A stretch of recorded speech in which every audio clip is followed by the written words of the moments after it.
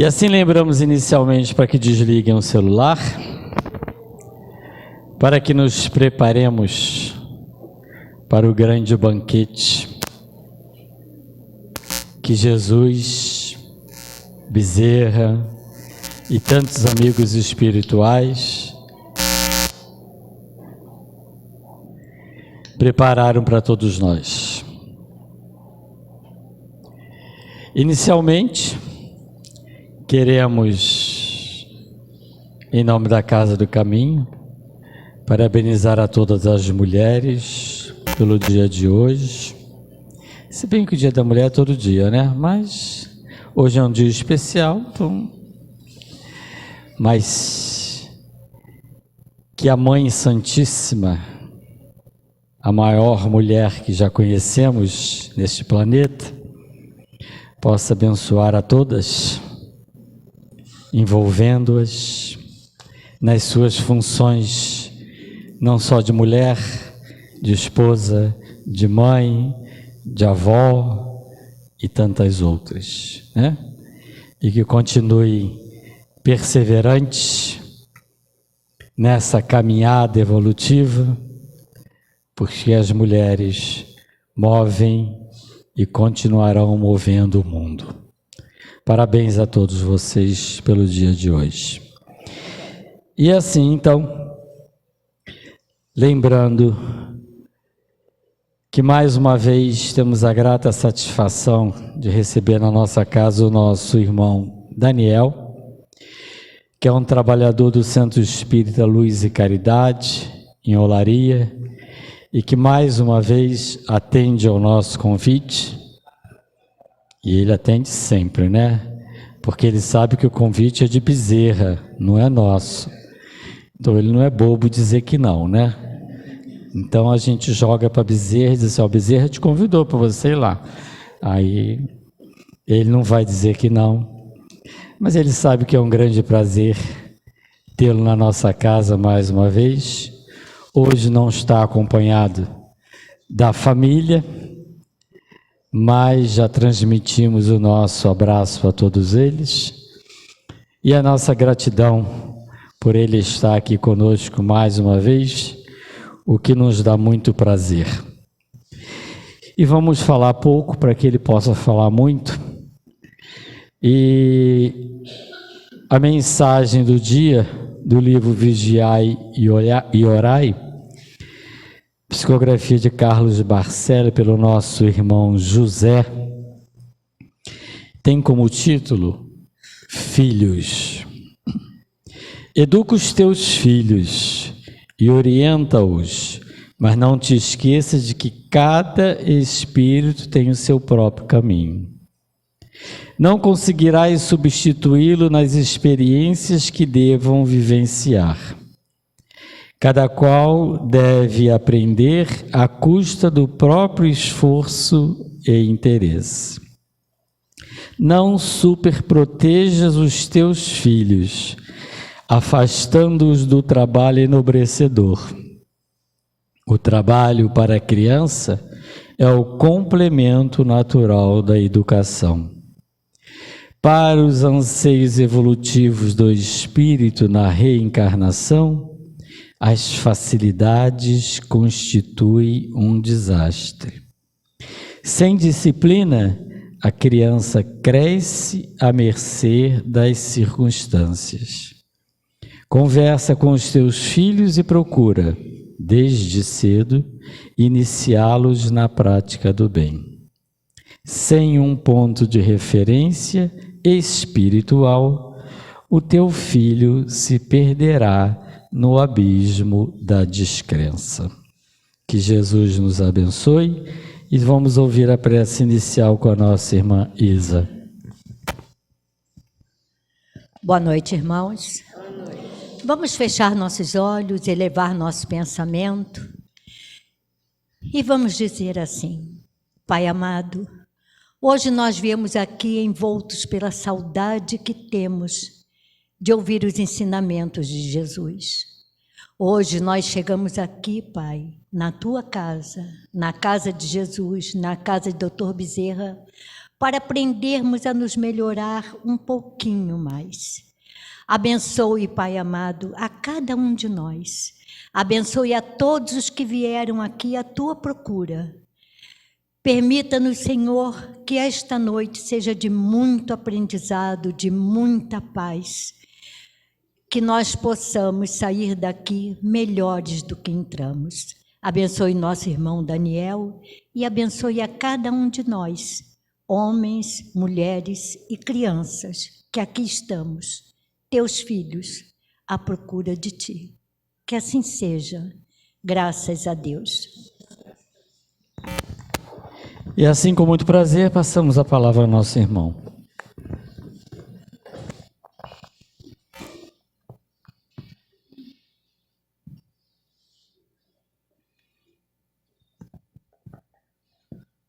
Companheiras e companheiros, novamente, muito boa noite. Boa noite.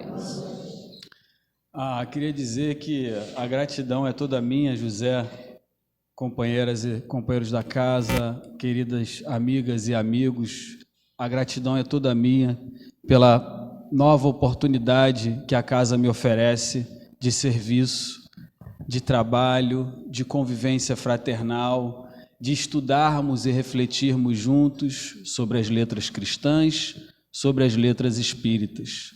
Cada vez que posso estar aqui com vocês é um motivo de muitíssima alegria. Então, muito obrigado sempre. Como foi dito, sou Daniel Oliveira, trabalhador do Centro Espírita Luz e Caridade do bairro Olaria, da nossa cidade do Rio de Janeiro.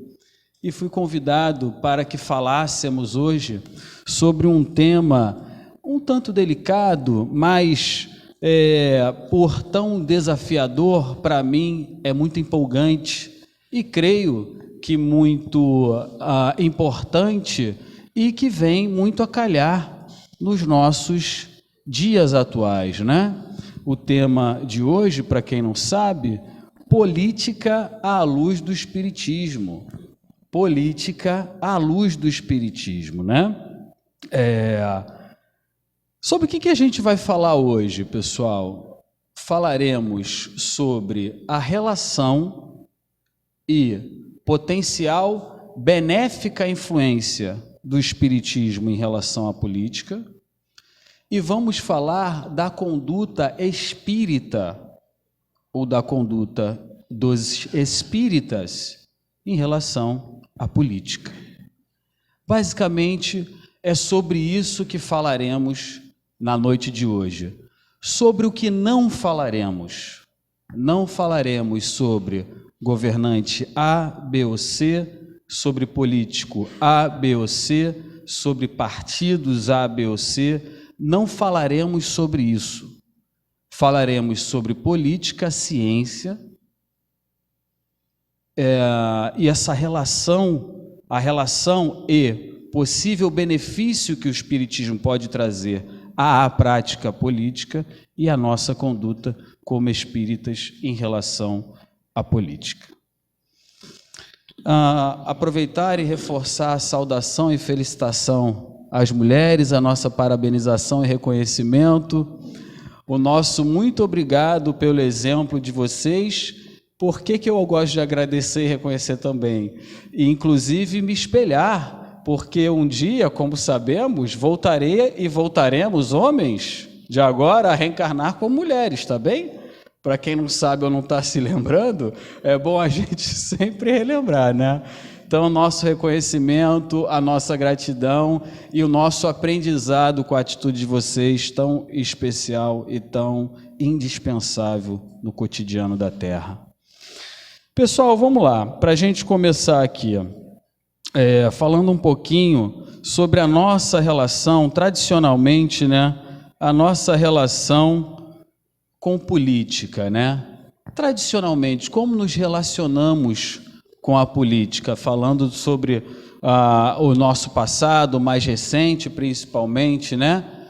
Nós temos basicamente as pessoas que são desinteressadas por política e as pessoas que são interessadas por política. A cada ano que passa no nosso país e no mundo de uma forma geral, O interesse pelo assunto política, vocês acham que cresce ou que diminui o interesse por esse assunto? Cresce, não é verdade? Eu acho que isso é muito bom, isso é muito positivo, isso é muito interessante, né? Ainda mais hoje que temos tanta informação, tanta facilidade à informação, tanta facilidade de acesso à informação. A gente tem muita dificuldade, às vezes, de filtrar a informação, né? De saber se essa informação vem realmente de uma fonte segura, de uma fonte séria, de uma fonte construtiva e não de uma fonte destrutiva. Mas a gente tem muito acesso à informação. Então, de fato, se nós observarmos, inclusive entre os nossos pares, nossos familiares, nossos amigos, as pessoas com quem convivemos, o interesse político tem aumentado. Mas ainda há bastante interesse. E aí, falando sobre desinteresse, melhor dizendo, falando sobre desinteresse, tradicionalmente, quais são os motivos pelos quais as pessoas se desinteressam em relação à política? Uns dizem que é uma coisa muito chata, outros têm descrédito, descrença na classe política, ou seja, nos políticos, nos governantes, por escândalos, e a gente sabe que muitas atitudes, obviamente que não são todos os políticos, mas muitas atitudes de má fé, enfim, ilícitas. Outras pessoas por ignorância, por falta de conhecimento, por falta de acesso à informação e até, às vezes, por falta de instrução mesmo, acabam não acompanhando o cenário político nacional e mundial, e outras pessoas se desinteressam porque são alheias mesmo, preferem se alienar. Eu não quero saber disso, o que acontecer está tudo bom, enfim, para mim não me interessa. E em relação a esse crescente interesse político da população, não só brasileira, mundial, nós poderíamos basicamente dividir o grupo de interessados em dois. Os interessados partidaristas e os interessados, que eu diria, mais equilibrados. Vamos entender por que eu estou denominando, e sem nenhuma condenação da nossa fala, apenas avaliando, inclusive com a ajuda do dicionário, por que eu estou denominando de interessados partidaristas e de interessados, de repente, um pouco mais equilibrados. A gente, para entender esses conceitos da noite de hoje, percebam que eu estou fundamentando de uma forma mais conceitual, vou usar o dicionário agora para definições. A gente, para entender esses conceitos de hoje, eu evoquei o amigo Aurélio. Sabe o Aurélio, pessoal? O autor do dicionário? Eu evoquei esse amigão aqui, ó. Para a gente entender primeiro o que quer dizer, segundo o dicionário, política. O que quer dizer política, segundo o dicionário? Né? Já que a gente está falando, qual é o tema mesmo de hoje? Política à luz do espiritismo. Então, a gente precisa definir as coisas, certo? Vamos entender o que é política. Olha só o que o Aurélio fala. Ó. Ele dá aqui 4 definições. E, gente, eu sou um cara que gosto muito de dicionário. Queria até fazer essa observação aqui. Eu adoro um dicionário. E para a gente que estuda espiritismo é muito importante, sabia? Principalmente quem vai lá na tradução do Guilherme Ribeiro, vernaculista do século XIX, tem umas palavras que a gente não faz a mínima ideia do que sejam, né? Se a gente não tiver dicionário do lado, a gente não entende doutrina espírita, pessoal. Então, olha só as 4 definições do Aurélio. Ó.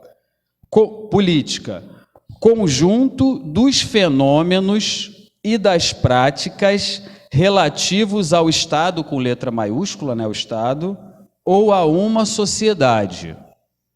Segunda definição, essa eu gosto muito, ó. Arte e ciência de bem governar, de cuidar dos negócios públicos. Negócios públicos são negócios de quem? Do povo. Olha que definição bonita de política, gente. Olha que beleza, ó. Vou repetir. Arte e ciência de bem governar, não é de mal governar, é de bem governar. Pelos interesses de quem? Do povo, ou seja, da coletividade de uma sociedade. No nosso caso aqui, da sociedade brasileira. 3, terceira definição. Qualquer modalidade de exercício da política. 4ª, essa daqui também é bem interessante. Habilidade no trato das relações humanas. Ou seja, política também é sinônimo de traquejo, de habilidade nas relações humanas, no trato com as relações humanas. E a 5ª, na verdade, são 5 definições, pessoal. 5ª e última, modo acertado de conduzir uma negociação, estratégia. Ou seja, política também é sinônimo de estratégia.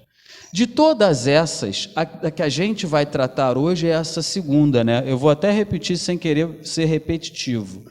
Arte e ciência de bem governar, não é de mal governar.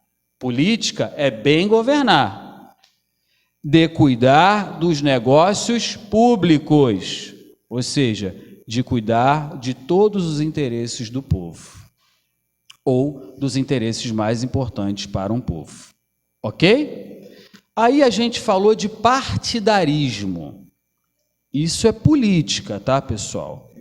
Partidarismo agora. Vamos definir o que é partidarismo. O Aurélio também ajuda a gente. Olha o que ele fala aqui, ó. Onde é que está?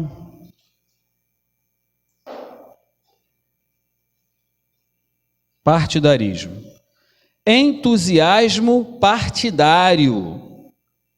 E tudo que é partidário é que ou quem é membro ou simpatizante de um partido, ou segue uma ideia, uma escola, etc. Partidarismo é entusiasmo partidário. Aí eu não fiquei satisfeito com o Aurélio. Eu fui lá no Google procurar o que era partidarismo. Outro significado. Olha o que o Google fala sobre partidarismo, ó. Fanatismo partidário, faccionismo político. Hoje, pessoal, a gente não vai falar de partidarismo. Ou seja, a gente não vai falar sobre fanatismo em relação a tal ou qual partido, a gente não vai falar sobre entusiasmo a tal ou qual governante, político, partido político, ideologia. A gente não vai falar sobre isso. A gente vai falar sobre política. Que é o que, política?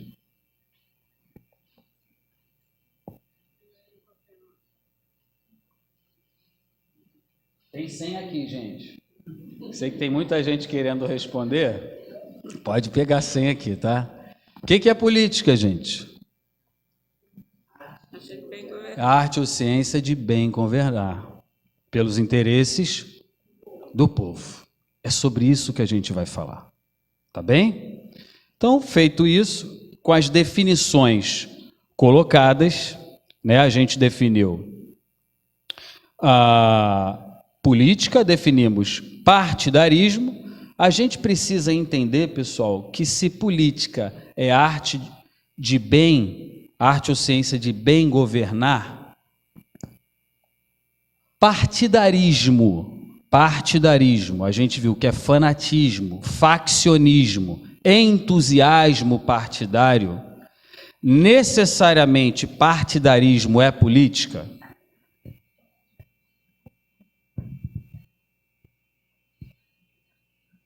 Necessariamente partidarismo é política? Não. Pode ser? Pode até ser. Pode até se desdobrar em algo positivo. Mas do jeito como nós vivenciamos partidarismo, vou me ater só ao nosso país, tá, pessoal? Isso pode ser extrapolado para o mundo inteiro. Do jeito como nós vivenciamos partidarismo no nosso país, especialmente nos dias atuais, isso é política? Isso não é política. Percebam, gente, como a gente precisa definir as coisas e entender não só do que a gente fala, mas, sobretudo, o que a gente vivencia para nos analisarmos como seres também potencialmente políticos. Por que nós somos seres também potencialmente políticos? O que nós indispensavelmente temos que governar no nosso dia a dia? A nossa própria vida. A nossa encarnação.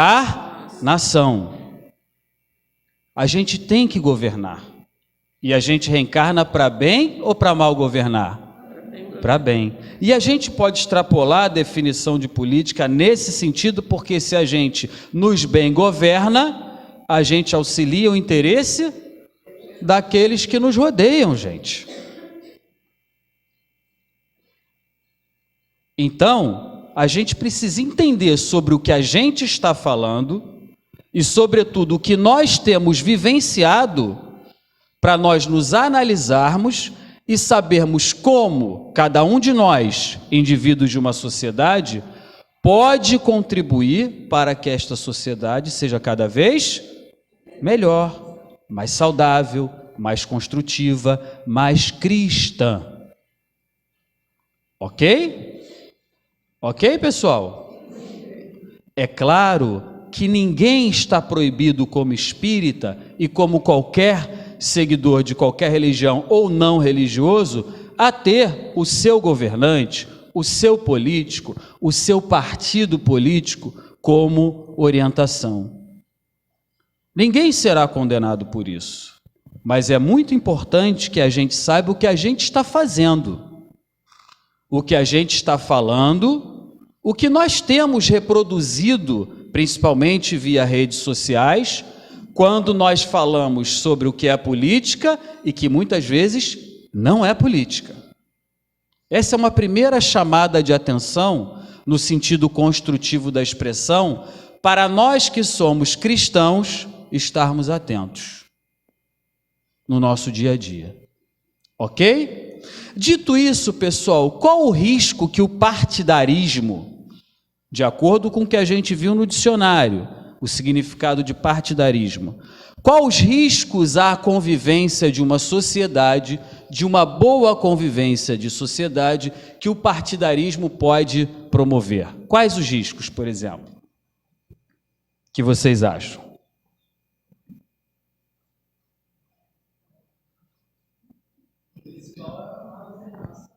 Má governança, e a má governança normalmente baseada num projeto de poder e dominação. Isso é comum no nosso mundo de provas e expiações? É, a gente vê isso pela história, e isso se reproduzindo até os dias de hoje, mundialmente inclusive. Mais um risco, pessoal. E por que má governança também? Porque esse partidarismo, ele se interessa com o bem coletivo? Ele se interessa parcialmente com o bem. E normalmente para atender seus próprios interesses. Percebam, pessoal, eu quero frisar aqui, a gente não está falando de partido A, B ou C, a gente não está falando de ninguém. A gente está falando de um fenômeno social associado à política, que é um fenômeno consequência das imperfeições das criaturas humanas. Ok? A gente está refletindo, a gente está avaliando um fenômeno social do nosso dia a dia, da contemporaneidade do nosso planeta. Ok? Sim? Não entendi. Eu vou evitar, companheiro, de usar exemplos atuais, não estou nem concordando nem discordando, porque pela delicadeza do tema, eu não quero chamar nem para um lado nem para o outro. E eu vou chegar ainda onde a parte mais importante para mim do estudo, que é o que isso tem a ver com o espiritismo e a influência dele e de nós, como espíritas, na nossa conduta diária. Ok? Já começamos a falar sobre isso, aliás, né? A gente vai arrematar em breve. Outros riscos que o partidarismo leva à sociedade, pessoal. Fanatismo, alienação, mais o quê? Violência de todo tipo, seja a violência digital ou física propriamente dita, a violência moral, mais o quê? Corrupção, roubo, inimizades, dissensões, a tão falada hoje polarização, ganância, enfim. Esta postura, este fenômeno, esta atitude de alguns políticos, ou seja, de homens que têm em suas mãos a missão de servir ao povo, quando na verdade querem mais serem servidos, querem muitas vezes o cargo, mas não querem os encargos, as obrigações do cargo. Esta atitude de certos políticos leva a várias situações danosas para uma sociedade. E hoje a gente vê uma sociedade que em sua maioria se diz cristã, mas quando o assunto é política, se esquece que é cristã. Vocês já pararam para pensar nisso, gente? Vocês concordam que a maioria da sociedade brasileira é cristã? Sejam espíritas, sejam católicos, sejam evangélicos, protestantes ou outra denominação cristã, a maioria da nossa sociedade é cristã. Só que já há alguns anos, e de uma forma muito destrutiva, de intensidade perniciosa, esta mesma população que se diz cristã, quando o assunto é política, se esquece que é cristã. E, na verdade, as pessoas ignoram o fato porque não conhecem definições que, na verdade, elas não estão falando de política. Elas estão discutindo o quê? O que elas estão discutindo? Partidarismo. Interesses próprios. Interesses para atenderem suas próprias necessidades.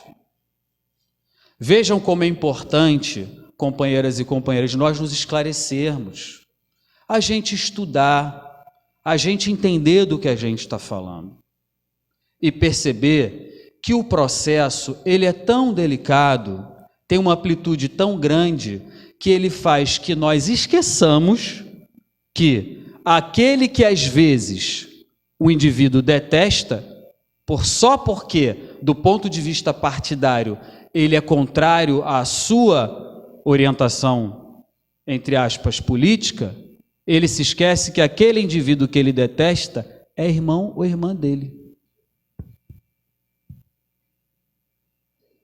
Aí ele até pode frequentar o templo religioso, ele vai à igreja, ele vai à casa espírita, ele vai no seu templo religioso, ele fala sobre misericórdia, compaixão, ele conversa sobre isso, ele se emociona, ele conhece as falas cristãs.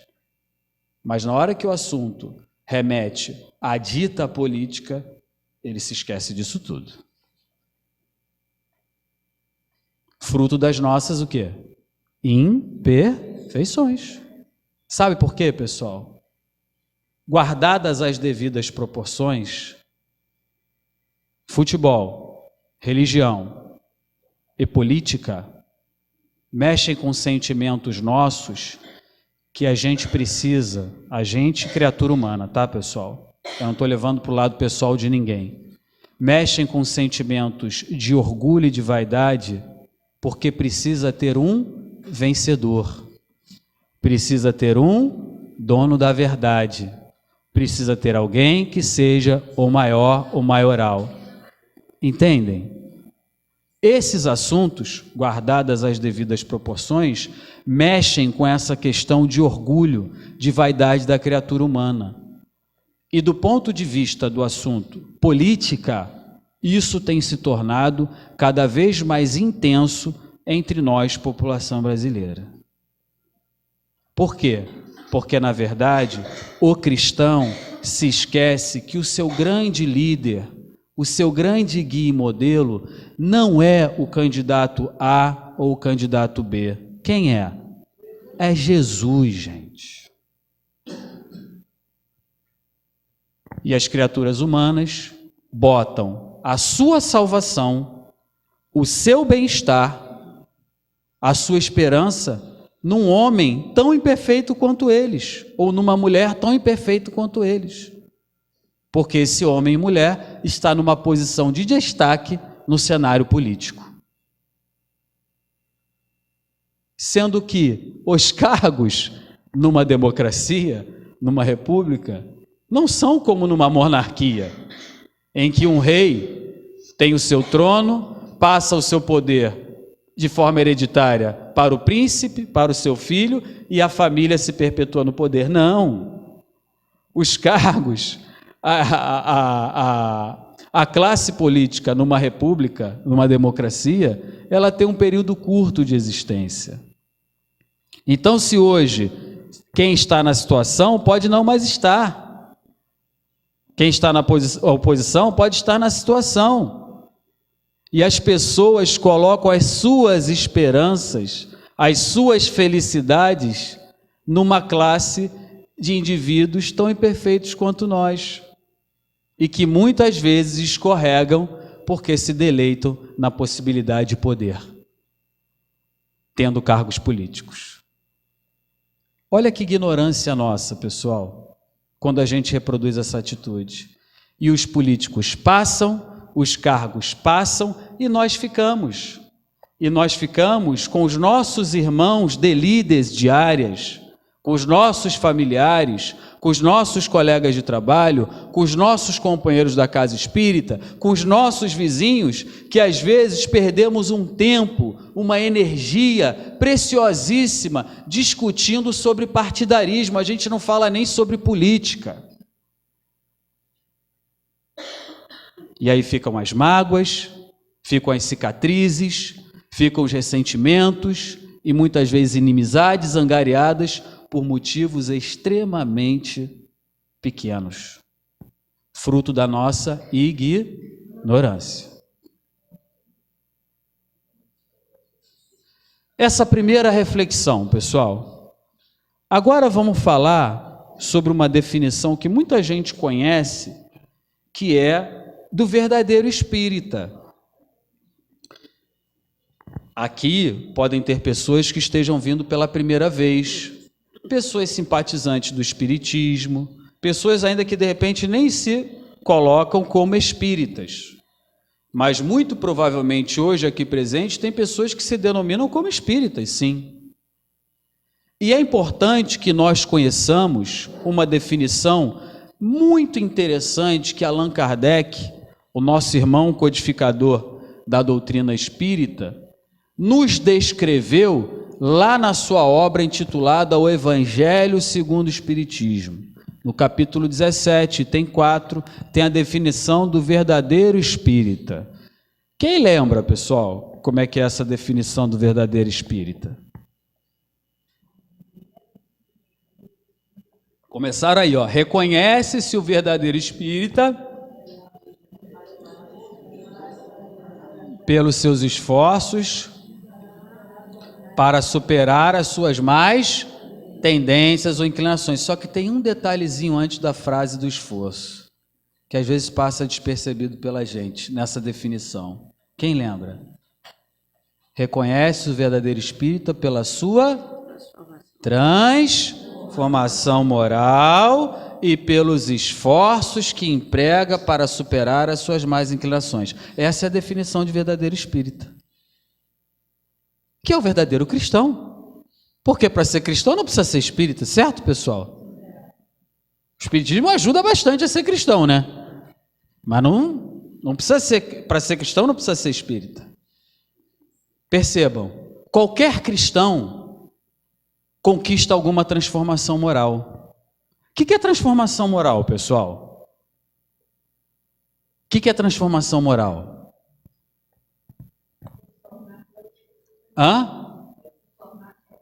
Se tornar mais ético, né? E o que quer dizer isso? Vamos trocar em miúdos.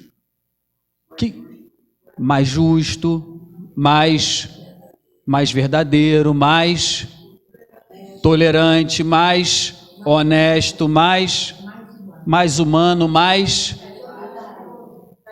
caridoso, mais empático, mais amoroso, mais humilde, mais compassivo, mais e tudo isso que a gente pode ficar falando aqui um tempão. Isso é transformação moral. Quer dizer que o verdadeiro espírita é perfeito? Não. Mas o verdadeiro espírita hoje é melhor do que ontem, no sentido moral, que é nesse sentido de mais valorizar o bem em detrimento do mal. Isso é transformação moral. E aí vem a palavra-chave. Ele é reconhecido. O verdadeiro espírita é reconhecido. Reconhece-se o verdadeiro espírita pela sua transformação moral e pelos esforços. Ele consegue superar todas as suas más inclinações, mas ele se esforça. É uma luta. É um embate individual diário. Só que o verdadeiro espírita, ele é reconhecido. Por que ele é reconhecido? Por conta dos seus exemplos, das suas atitudes, do seu comportamento. A gente poderia até usar essa palavra, mas ela é a nossa, eu prefiro, porque evolução não é uma palavra doutrinária, eu prefiro as palavras doutrinárias, aperfeiçoamento ou adiantamento. Mas a gente até pode usar a palavra evolução. Só que o nosso aperfeiçoamento, ele é tão pequeno entre uma reencarnação e outra, gente, é tão lento, que o verdadeiro espírita, o pouquinho que ele consiga, ele se destaca numa sociedade que ainda está muito, muito sofrida pelas imperfeições. Então percebam que o verdadeiro espírita, ele é reconhecido, ele é reconhecido. O verdadeiro espírita, pessoal, vocês acham que ele tende a entrar numa discussão, num embate, em atitudes violentas, agressivas, partidaristas? Vocês estão entendendo onde a gente quer chegar? Isso é para a gente avaliar nossas atitudes. O que a gente tem feito? O que a gente tem falado por aí do ponto de vista de política? E mais importante ainda, o que a gente tem falado do ponto de vista partidarista? Quanto tempo a gente tem despendido realmente com política? Quanto tempo e energia a gente tem gasto com partidarismo? Isso é uma reflexão que a gente precisa fazer. Quais têm sido as nossas atitudes? Como a gente tem se guiado com os nossos pares, presencialmente ou digitalmente, por exemplo, pelas redes sociais? O que o verdadeiro espírita faz mais em relação a esse assunto, pessoal? O que ele faz mais? Vamos falar aí. Especificamente sobre política, o que ele faz?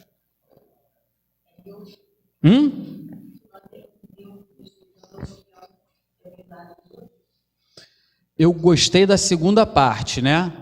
Mas a primeira, eu entendi o que você quis dizer, eu só vou fazer uma adequação à sua frase, se você me permite. A companheira falou, se mantém neutro, respeitando o que o outro, a verdade do outro. O nome disso, respeitar o que o outro pensa, chama-se tolerância. Tolerância. Aí, gente, eu não vou nem abrir o dicionário, vou falar o que significa tolerância, pode ser que tenha as pessoas que não saibam. Um dia eu falei assim, gente, espiritismo fala tanto de tolerância, eu não sei o que é. Eu vou no dicionário saber o que é, porque a gente confunde com paciência.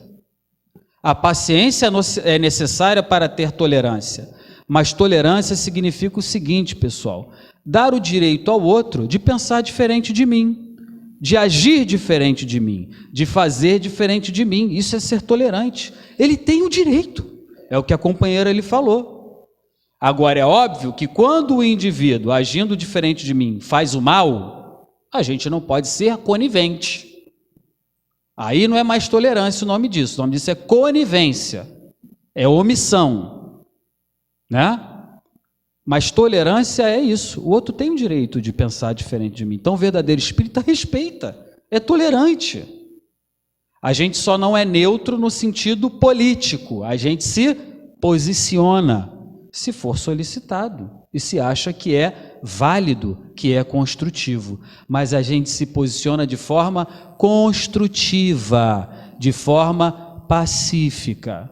Por exemplo, em debate, sejam qual for o tema, eu tenho o hábito de fazer o seguinte, pessoal.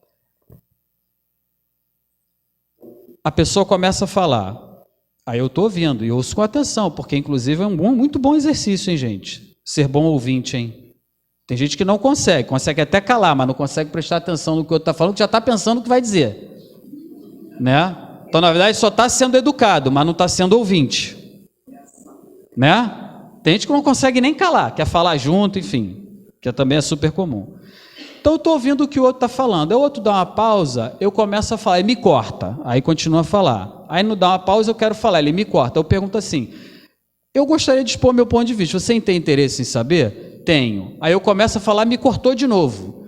Falei, tem mesmo interesse em saber? Porque senão, gente, eu não vou nem falar, eu não quero, porque eu não estou no embate, eu não estou numa disputa, numa peleja.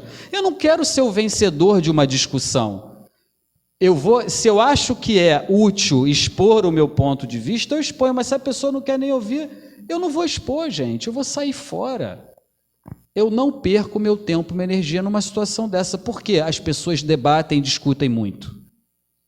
Por quê? Qual o motivo? Querem ter razão. Eu quero ter paz. Eu não quero ter razão. Se a pessoa quer trocar conhecimentos, ponto de vista, eu me posiciono. Se não, não tem problema também. Siga adiante cada um com o seu. Né? As pessoas entram em embate porque querem ter razão, por causa de orgulho, por conta de vaidade, por aquele sentimento que tem que ser o quê? A vitoriosa numa discussão. Orgulho, gente. Coisa vazia. Sentimento vazio, inútil. Então, o verdadeiro espírita, ele tem esse cuidado. Olha que coisas legais que eu destaquei aqui, gente. Já falamos da tolerância, né?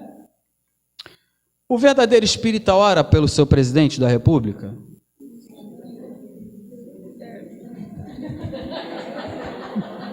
Não quero dividir ninguém aqui, hein, gente? Mas vocês já pararam para pensar nisso? Olha só.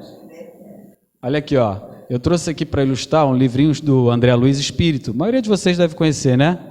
Conduta Espírita, psicografado pelo médium Valdo Vieira. Aí tem um capítulo lá da Conduta Espírita, que é o capítulo 10, que é intitulado o seguinte, ó. Nos embates políticos, ou seja, a conduta espírita nos embates políticos.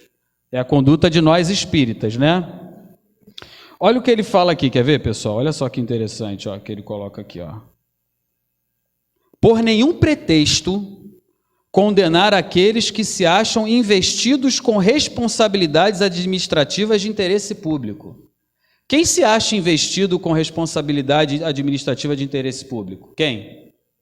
Os políticos. Por nenhum pretexto condenar os políticos, mas sim orar em favor deles. Todo mundo faz isso aqui, eu sei. Casa do Caminho, eu sei que é top 10 nisso. É ou não é, pessoal? Eu sei que todo mundo faz isso aqui, né? Mas sim orar em favor deles a fim de que se desincumbam satisfatoriamente dos compromissos assumidos. O verdadeiro espírita faz isso, pessoal. A gente ora por eles. Ah, Daniel, mas eu não consigo orar, eu detesto ele. Ora para conseguir orar. Não é esse o caminho, pessoal? Vejam como o espiritismo é exercício prático, cotidiano. Pessoal, como que a gente melhora a sociedade? Se melhorando. Melhorando o outro? A si próprio. Se melhorando, não é isso? Então a gente vai esperar que o político se melhore? Eu vou me melhorar. Só que em me melhorando, eu reconheço que eu posso auxiliá-lo na melhora dele também. Como, por exemplo? Orando por ele, gente. Simplesmente, eu citei o exemplo máximo, o presidente da República, que hora é um, outra hora vai ser outro, ou outra, né? Porque é o exemplo máximo de responsável público de uma nação. Ou seja, a gente depende das determinações dele, o nosso cotidiano. Então, nem que seja por interesse, preferencialmente por caridade, oremos pelos políticos. Ok? O verdadeiro espírita faz isso. O verdadeiro espírita promove o discurso de ódio? Não. Repassa fake news? Não. Inventa notícia falsa? Não.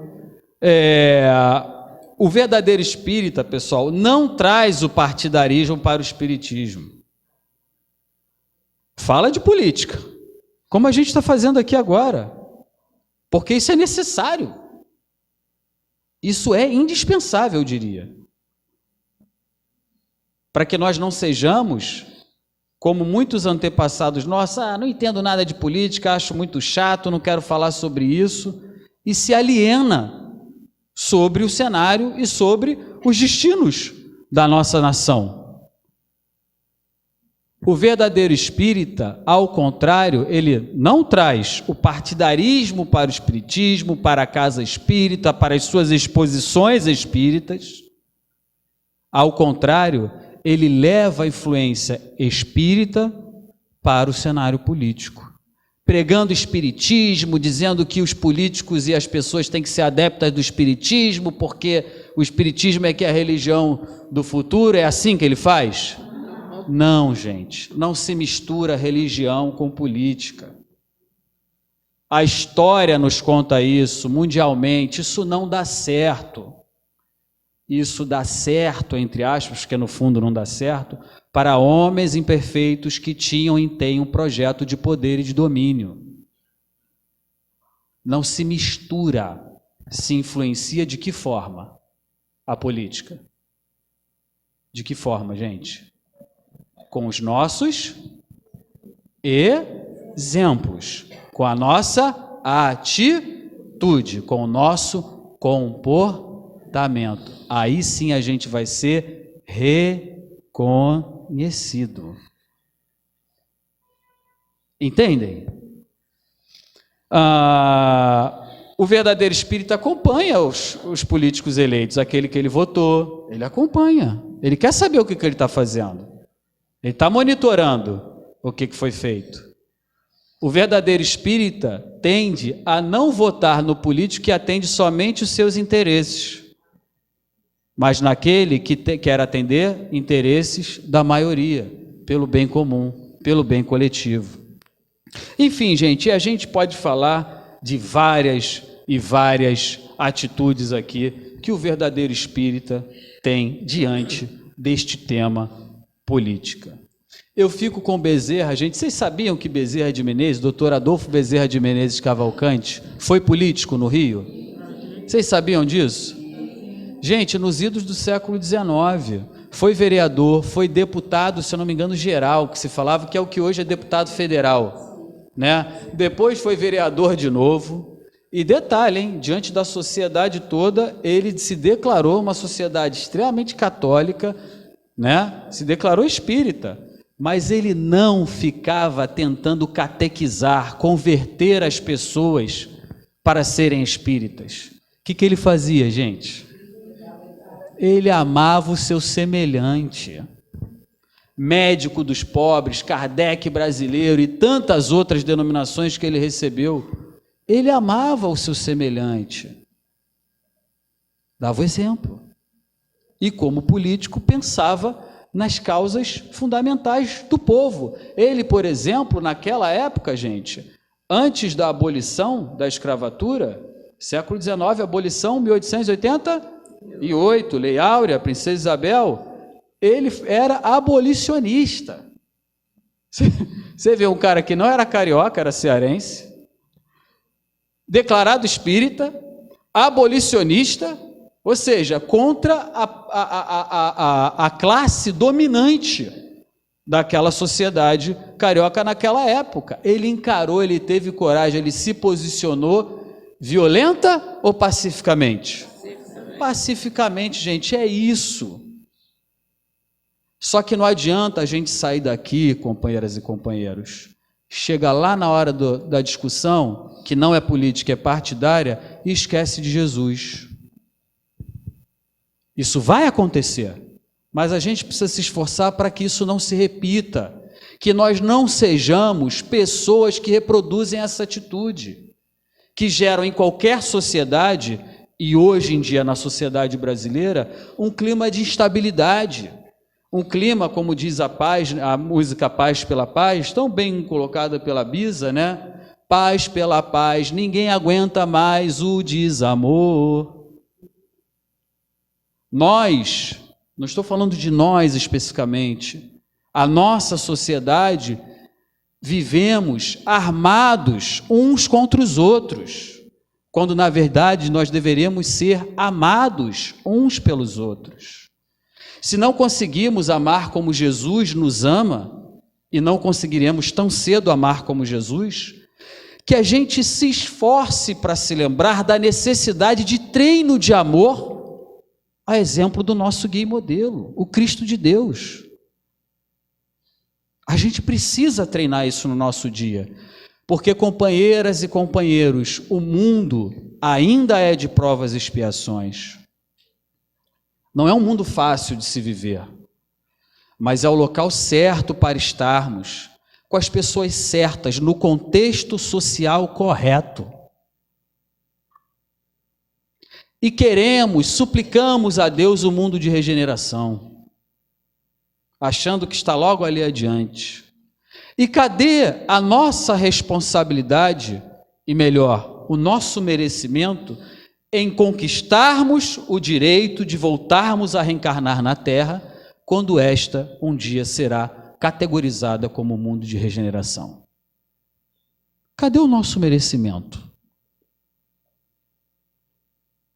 A gente precisa fazer a nossa parte, e ela começa desde já.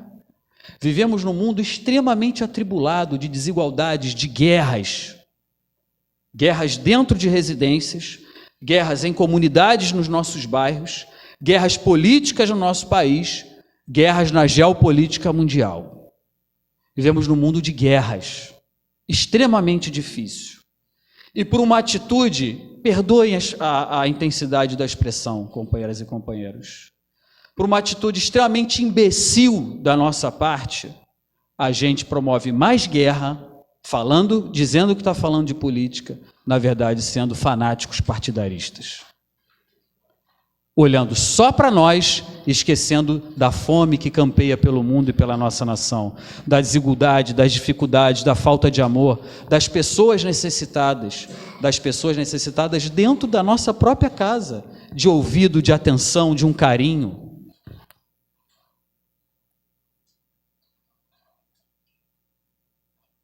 Temas como esse, que a Casa Espírita permite que nós falemos, nos propiciam a pensarmos dessa forma. Pessoal, eu acho que eu falei o principal aqui, a hora já está chegando, estou revendo aqui. Então, para a gente resgatar os nossos objetivos da noite, depois desse sermão edificante,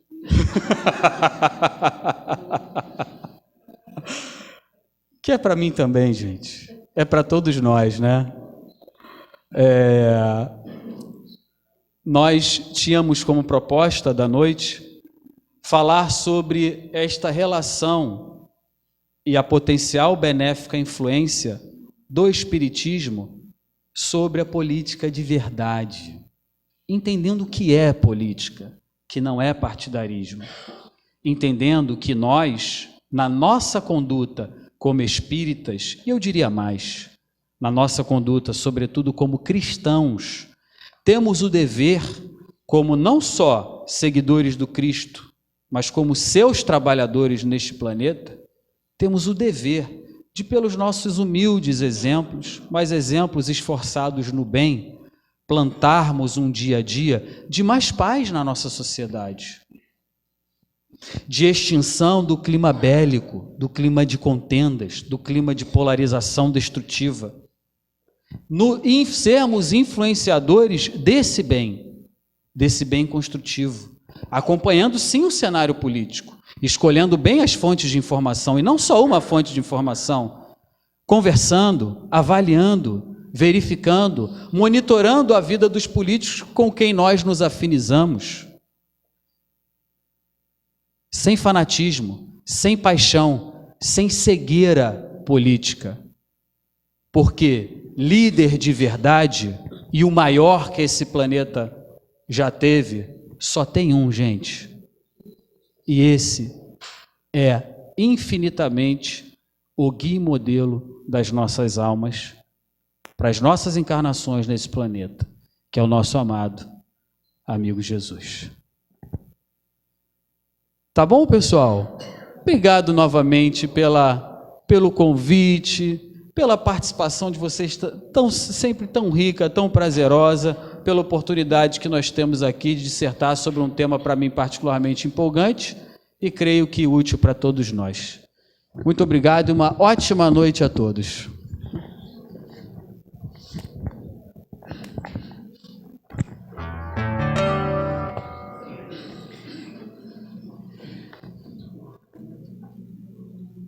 Prazeroso, como sempre, é ouvir o nosso irmão, né? E ele mostra que fala de qualquer coisa, sobre qualquer tema, e o faz com propriedade, né? A gente sabe que isso é fruto de esforço, simplesmente. Não caiu do céu, né? Mas é fruto do esforço dele. E realmente é um tema que às vezes muita gente vê com cara feia, né? Nossa, falar de política na casa espírita.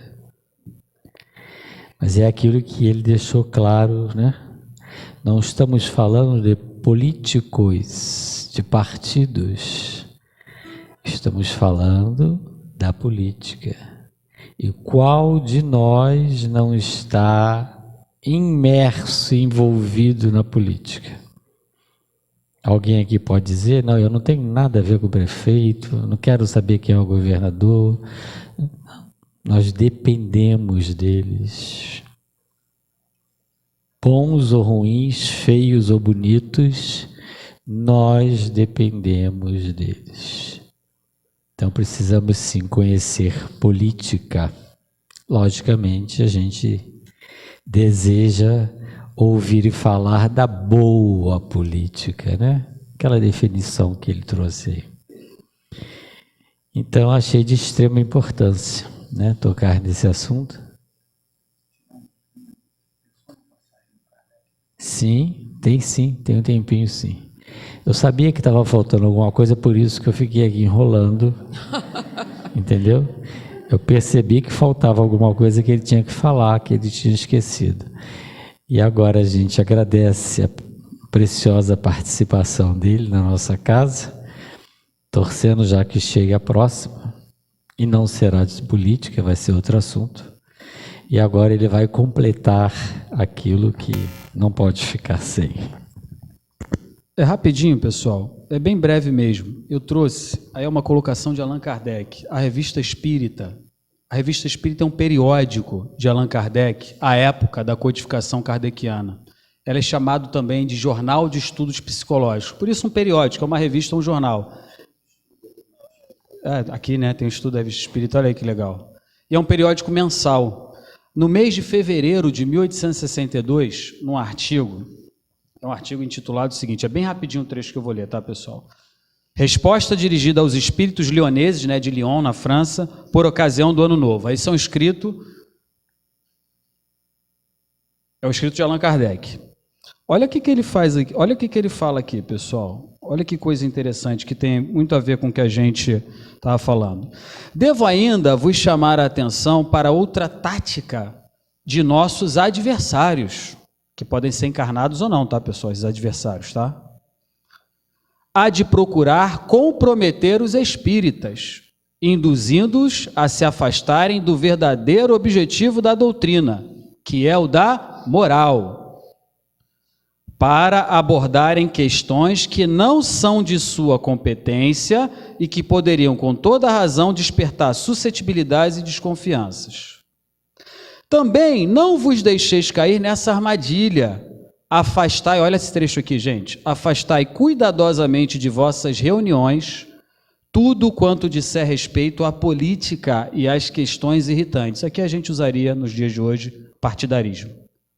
Afastai de vossas reuniões, ou seja, reuniões dentro da casa espírita, né? Nesse caso, as discussões não levarão a nada e apenas suscitarão embaraços, ou seja, dificuldades, né? Enquanto ninguém questionará a moral, quando ela for boa. Procurai no Espiritismo aquilo que vos pode melhorar. A gente precisa se melhorar, né? Eis o essencial. Quando os homens forem melhores, as reformas sociais verdadeiramente úteis serão uma consequência natural, ou seja, a gente precisa se melhorar, gente. Que as melhorias sociais acontecem naturalmente. Trabalhando pelo progresso moral, assentarei os verdadeiros e mais sólidos fundamentos de todas as melhoras, deixando a Deus o cuidado de fazer que as coisas cheguem no devido tempo. Aí ele finaliza assim: no próprio interesse do Espiritismo, que ainda é jovem, é uma doutrina jovem realmente, mas que amadurece depressa, deveis opor uma firmeza inabalável aos que buscarem vos arrastar por um caminho perigoso. Vou repetir. No próprio interesse do Espiritismo, que ainda é jovem, mas que amadurece depressa, nós devemos opor uma firmeza inabalável aos que buscarem nos arrastar por um caminho perigoso. Sejam encarnados, sejam desencarnados. A gente precisa vigiar e orar muito, pessoal. Tá bem? Palavras do nosso codificador. Era isso. Obrigado. E assim, então, o restante que falta ficará para a próxima. Tá certo? Revista Espírita. Vamos, assim, então, prosseguir nos nossos passos.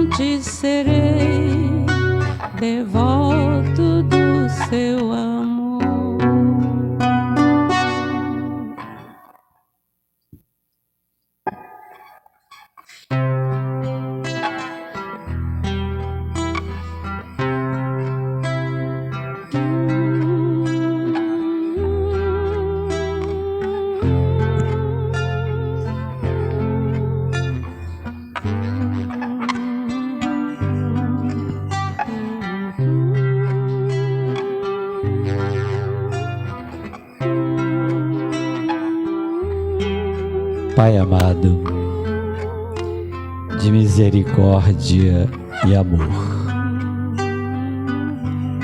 Jesus querido,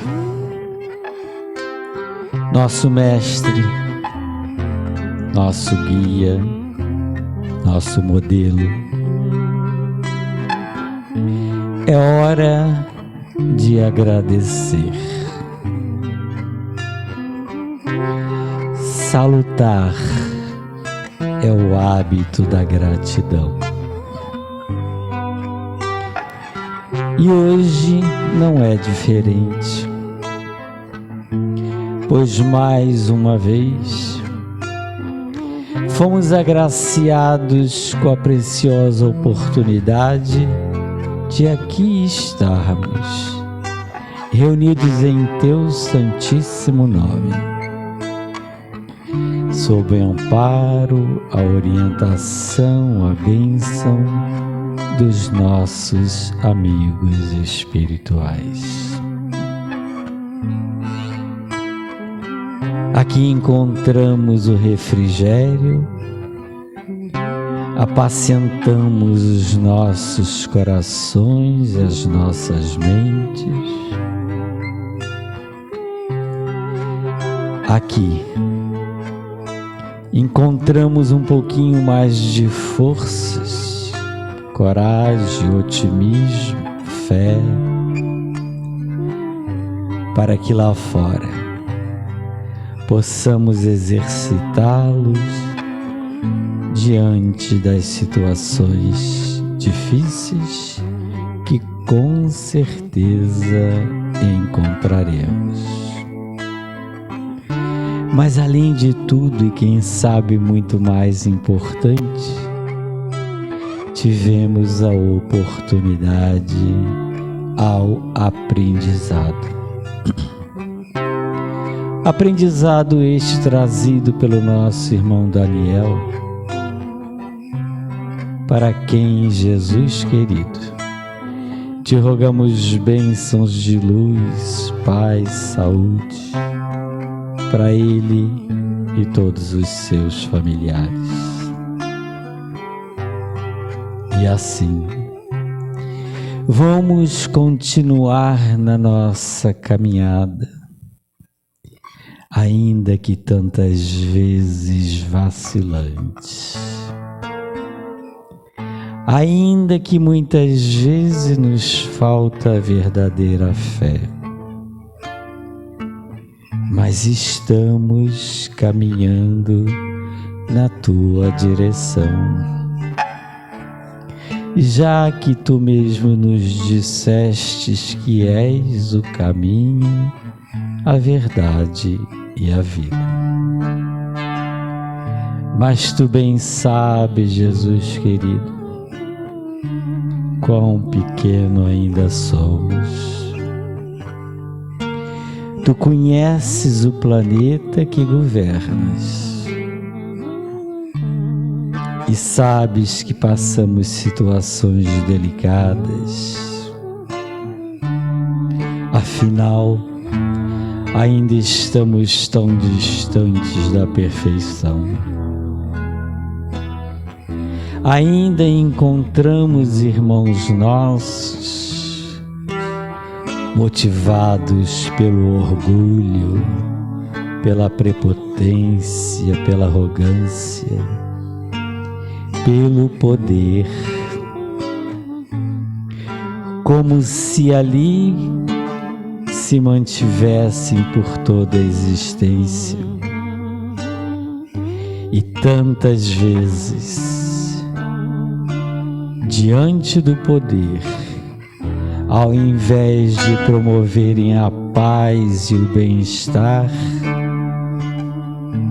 traçam guerras e desamor.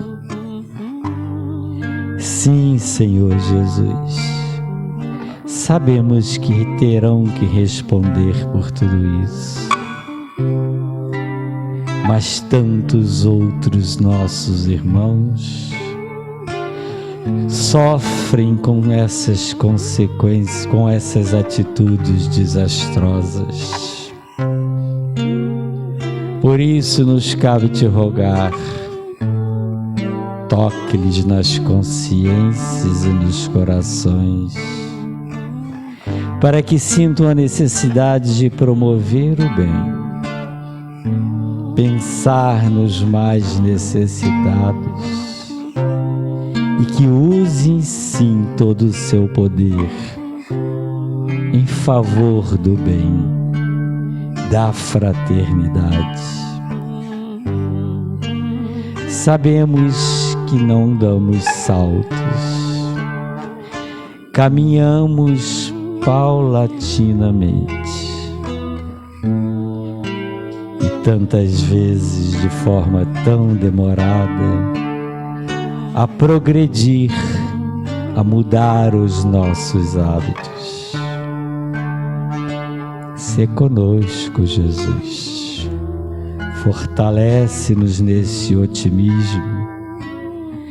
Faça-nos de alguma forma, em algum momento, sermos bons exemplos para aqueles que ainda não te conhecem. Ampara, Jesus, os mais necessitados, vítimas dos terremotos, dos furacões, das secas, das enchentes e de tudo mais que assola o nosso planeta. E que nós, que já te conhecemos, que já conhecemos esta doutrina que nos orienta, nos guia, nos fortalece, que possamos de alguma sorte, em algum momento, exercitarmos os nossos melhores sentimentos em favor do próximo, em favor de toda a humanidade. Rogamos também ao nosso querido Ismael que abençoe sempre o nosso Brasil, os nossos governantes, para que também orientados e inspirados por essa espiritualidade bendita, possam também ter condutas que farão do nosso país dias de paz, harmonia e união. Deixamos o agradecimento sincero ao nosso querido Bezerra, que sempre nos orienta, nos guia, nos aponta o caminho a seguir. Agradecemos a Mãe Santíssima, que estende sempre o seu manto de luz e de amor sobre todos nós. Mas agradecemos acima de tudo a Deus, nosso Pai, pela preciosa oportunidade que nos concedeu esta noite. Assim sendo, damos por encerrada a nossa reunião, dando todos graças a Deus.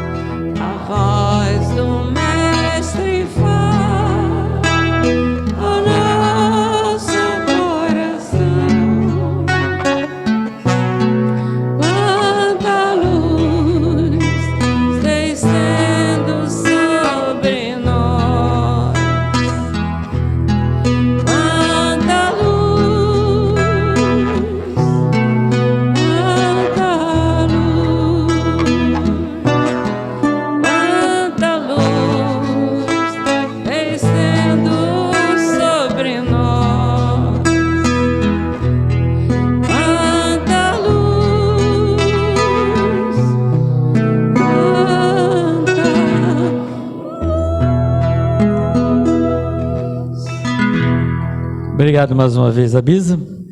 Lembrando os nossos avisos, as nossas campanhas do quilo, que é permanente, não esqueço de trazer um quilinho sempre.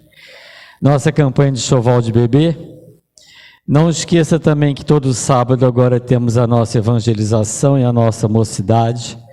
Tragam aquelas crianças que estão lá em casa sem fazer nada, aqueles jovens que estão no videogame o dia inteiro, tragam no sábado 9 horas da manhã. Precisamos preparar os jovens para que no futuro tenhamos trabalhadores. Eu gostaria, mas infelizmente eu não vou poder estar aqui a vida inteira. Prometo a vocês que até 90 eu estarei. Mas depois disso, aí já não sei. Então até lá a gente precisa preparar umas pessoazinhas para nos substituir, tá bom? Agora olha só, tem uma irmãzinha que está por aí, Ana, não sei, está ali no cantinho. Vocês sabem que ela é muito prendada, faz uns mimos bonitos e outras vezes uns mimos gostosos, né? E sempre nos oferece para que a gente sorteie e tal. Mas hoje ela protegeu a mulher, olha só. Vão esperar que no dia do homem ela faça a mesma coisa, tá? Se não tiver, a gente vai criar aqui um dia do homem para que ela... Existe? Eu não conheço. É? Então, ela trouxe um pão de mel, tá? Para ser entregue só para as mulheres, mas eu tenho certeza que vai sobrar um para mim. Não, o palestrante não, mas a esposa dele vai ter. Tá certo? É lógico. Afinal de contas é para a mulher, não é para o homem, né? Mas se sobrar um, eu não sei se vai dar para todo mundo, eu não sei a quantidade de mulheres que tem aqui. Então só as mulheres vão pegar. Criança não é mulher, homem não é mulher, tá? Aí se sobrar, aí a gente vê.